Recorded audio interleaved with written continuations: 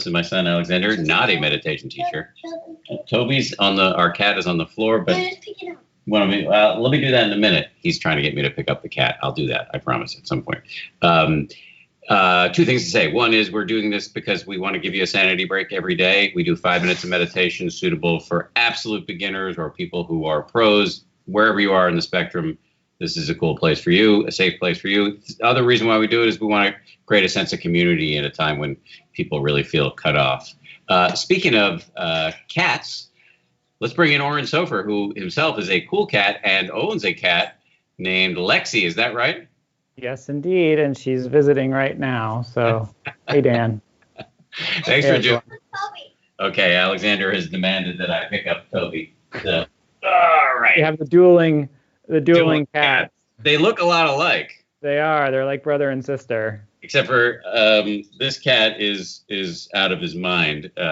We're convinced that he's not getting enough oxygen to his brain because he does very uncat-like things. For example, he drools, a lot of drool, and he drinks out of the toilet. And I never saw him do that. Yeah, you never saw him drink out of the toilet? He does. That's my son.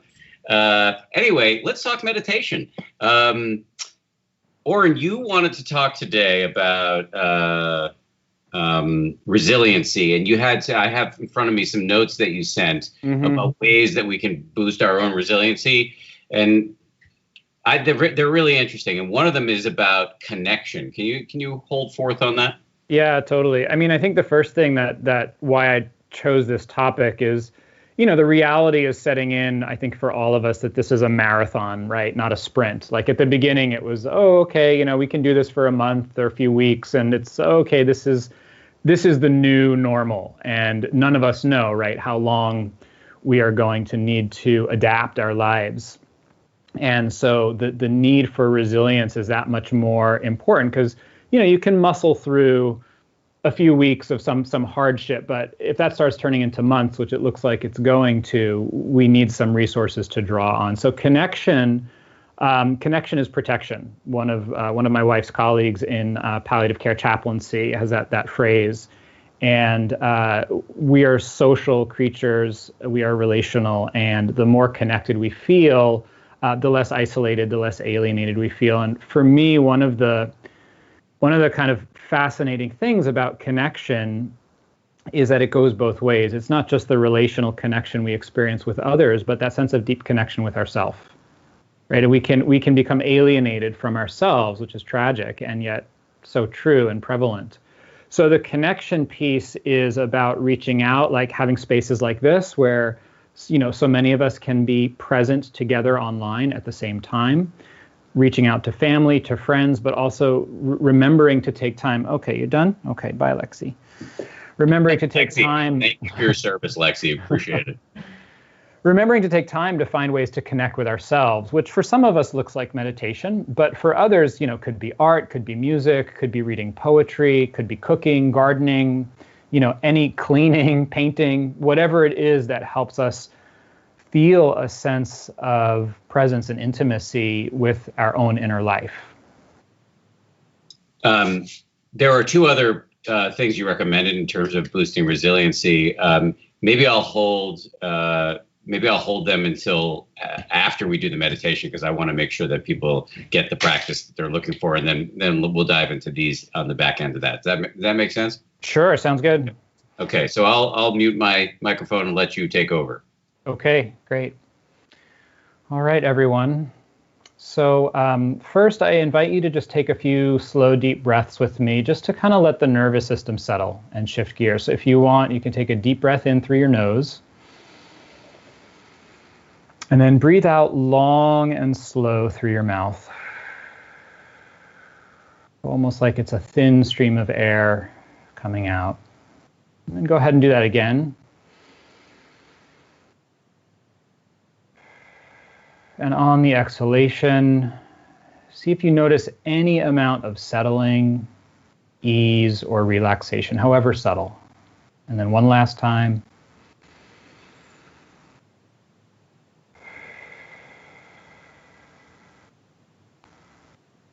And then you can either let your eyes close or just let your focus go soft. And see if you can feel the places where your body touches the ground. So your seat beneath you, maybe your feet on the floor. And just begin to tune in to the sense of steadiness, pressure, or heaviness on the ground.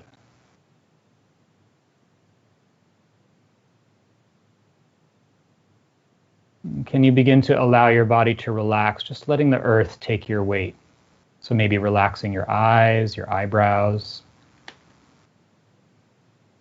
letting the jaw soften just slightly,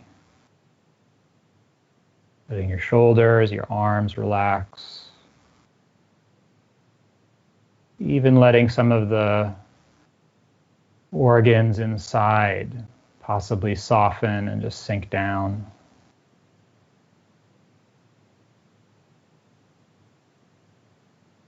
And then as we sit, you might become aware of your breathing, just noticing that the body is breathing all by itself. You don't need to do anything special to breathe. You don't have to breathe in any particular way.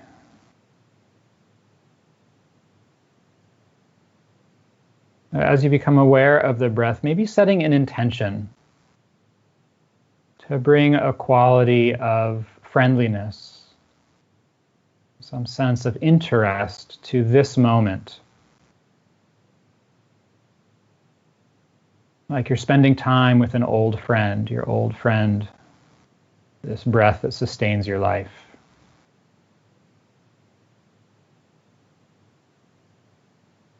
And so as you breathe in, just feeling the sensations of the body breathing in.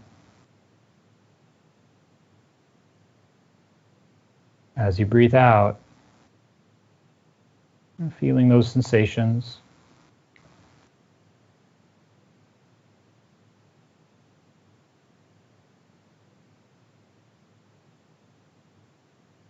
And if you like, you can quietly count the breath, or just say in, out. It's just a simple way to keep track.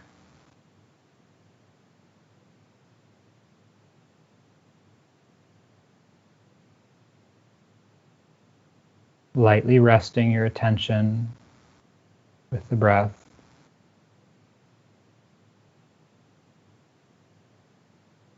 Gently coming back again and again to spend time with this good friend that sustains our life.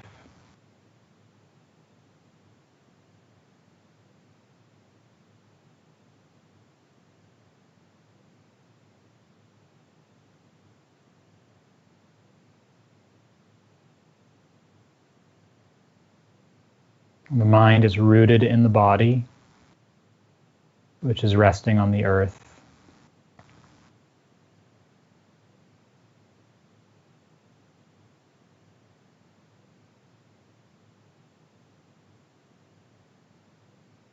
And just allowing this steady rhythm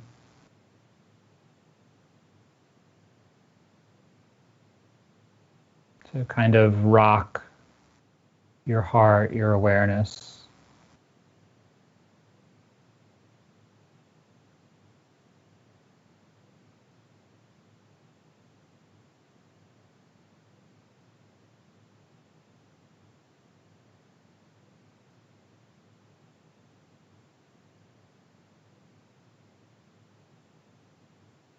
And bringing as much kindness and patience as you can.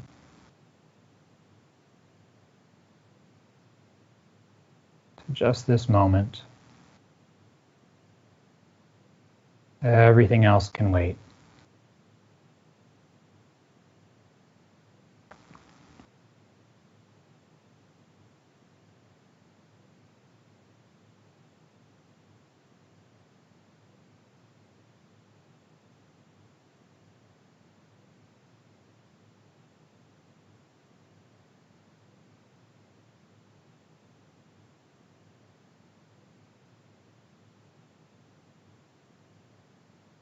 And however you're feeling, whatever thoughts or emotions or mood is present,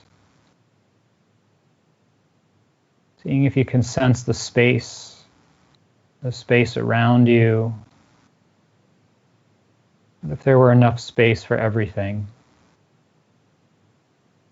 And our only job was to just be here for one moment, to just feel one in-breath and one out-breath.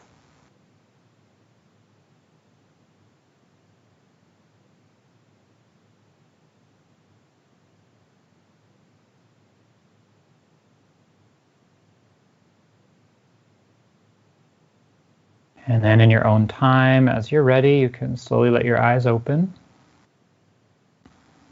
Maybe bring a little bit of movement into your body. Even look around the room or take a deeper breath.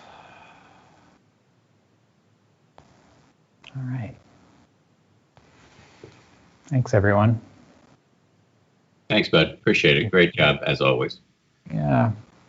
Some of that Lexi pixie dust made it even better.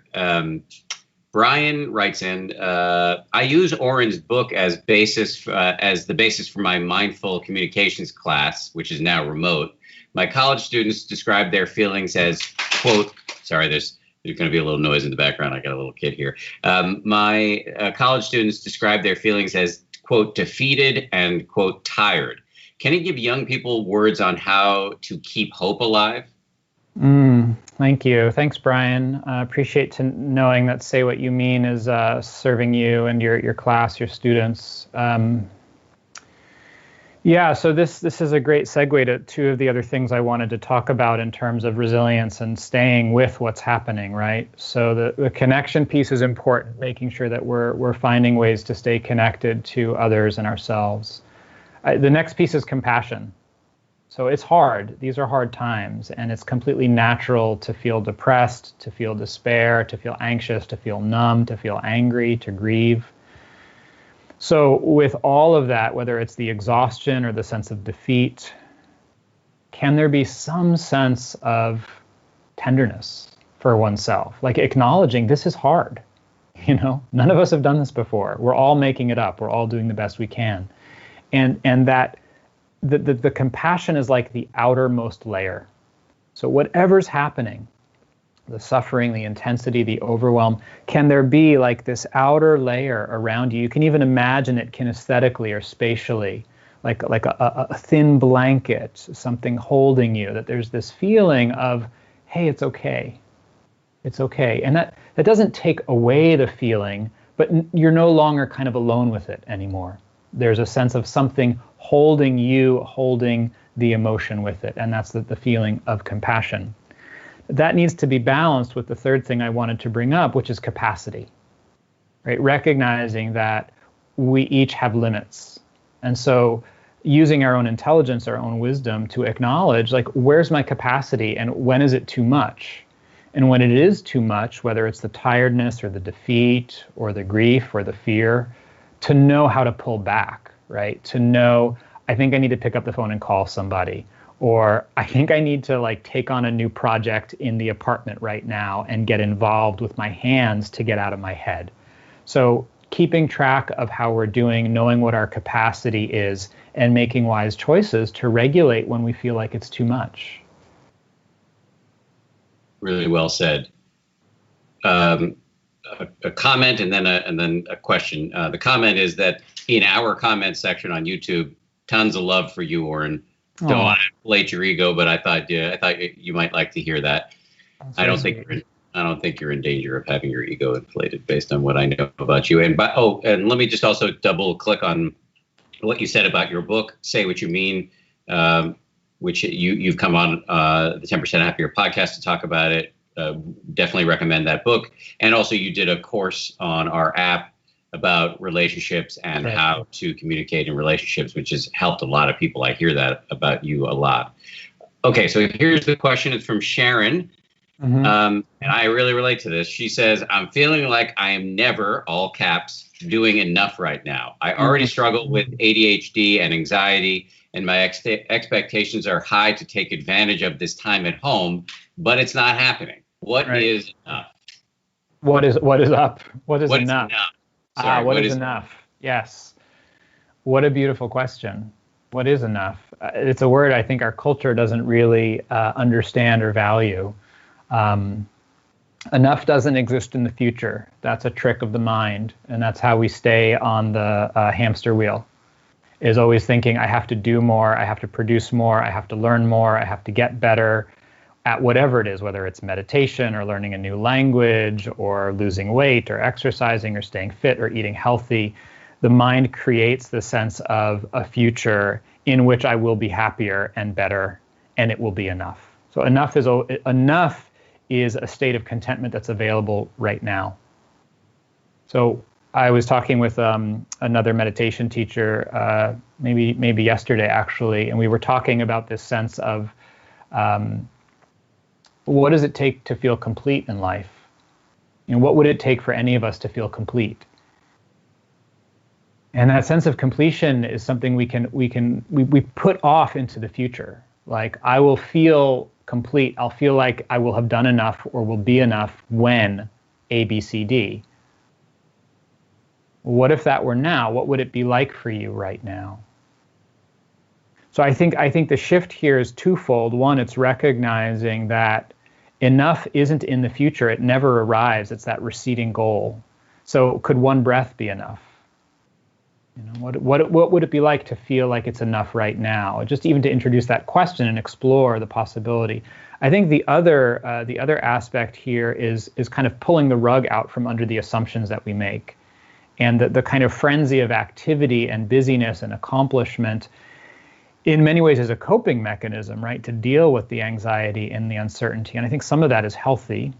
And at the same time, some of it can start to eat away at the sense of connection with ourselves, with our loved ones, with life, with being here and being present. And so I would suggest that the goal here is not to use this time to learn a new language and redesign your website and all of the things that we could do, and say, what would it be like to slow down? What would it be like to actually not be productive? Could that actually be an accomplishment, an achievement, to give ourselves time and space to just slow down and be human? And I think there's a real gift in that if we can explore it. I want to just go back to this concept of enoughness. Mm-hmm.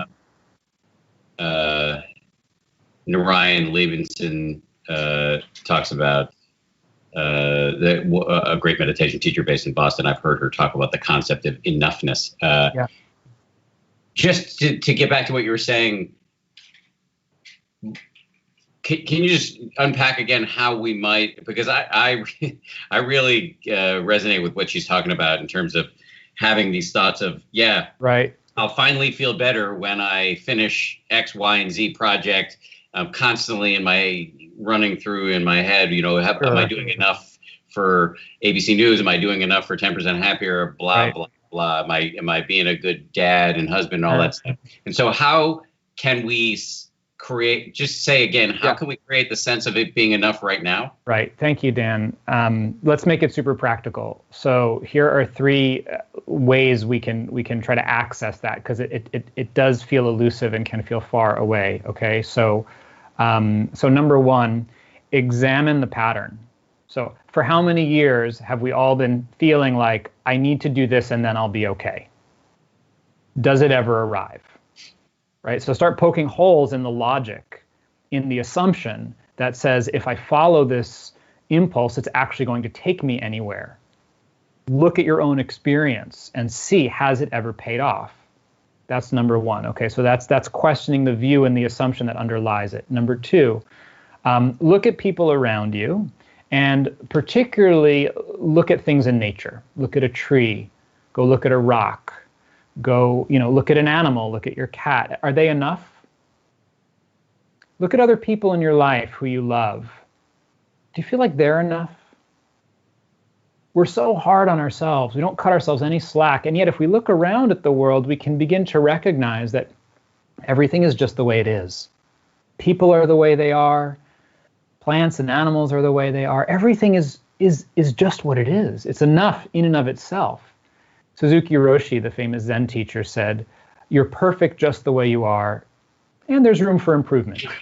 So there's the paradox of both, but we miss it's called the suchness of life, that everything is just the way it is. We think it's that way for others, but not for ourselves.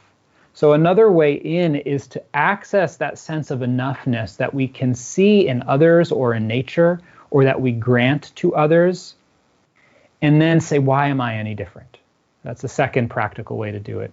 A third practical way is look at children. Look at a baby. Is that baby enough?